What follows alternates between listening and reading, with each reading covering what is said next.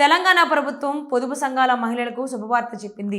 పొదుపు సంఘాల మహిళలకు దసరా బతుకమ్మ పండుగ సందర్భంగా చీరలను పంపిణీ చేయాలని భావించిన ప్రభుత్వం అప్పుడు చీరలను పంపిణీ చేయలేకపోయింది. ఇక ప్రస్తుతం అక్కా చెల్లెలకు రేవంత్ అన్న కానుక పేరుతో పొదుపు సంఘాలలో ఉన్న సభ్యులైన మహిళలకు ఏడాదికి 2 చీరలను అందించాలని నిర్ణయించిన ప్రభుత్వం త్వరలో చీరలను అందించడానికి ముహూర్తం ఫిక్స్ చేసింది. ఇందిరా మహిళా శక్తి కార్యక్రమంలో భాగంగా ఈ చీరల పంపిణీ కార్యక్రమాన్ని నిర్వహించాలని తెలంగాణ ప్రభుత్వం నిర్ణయించింది. దీనికోసం అధికారులు ముమ్మరంగా ఏర్పాట్లు చేస్తున్నారు. ఇక చీరల పంపిణీకి సంబంధించి డిఆర్డీఓ అధికారులకు ఇప్పటికే ఆదేశాలు అందాయి. ఈ నెల 19వ తేదీన మాజీ ప్రధాని దివంగత ఇందిరాగాంధీ జయంతి సందర్భంగా ఈ చీరలను వారికి ఇవ్వాలని ఆదేశాలు జారీ చేశారు.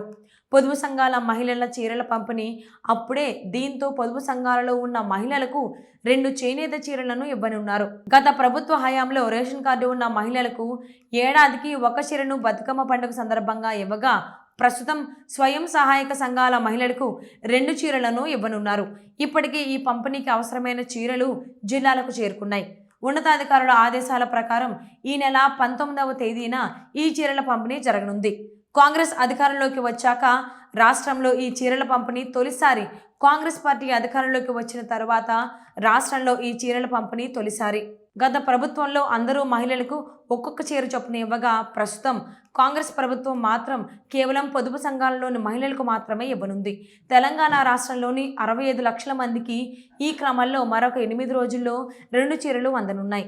దీనికోసం 318 కోట్ల రూపాయలు విడుదల చేసి చేనేత జౌళి శాఖ ద్వారా చీరల తయారీని చేపట్టి ప్రస్తుతం చీరల పంపిణీ కోసం సిద్ధం చేశారు.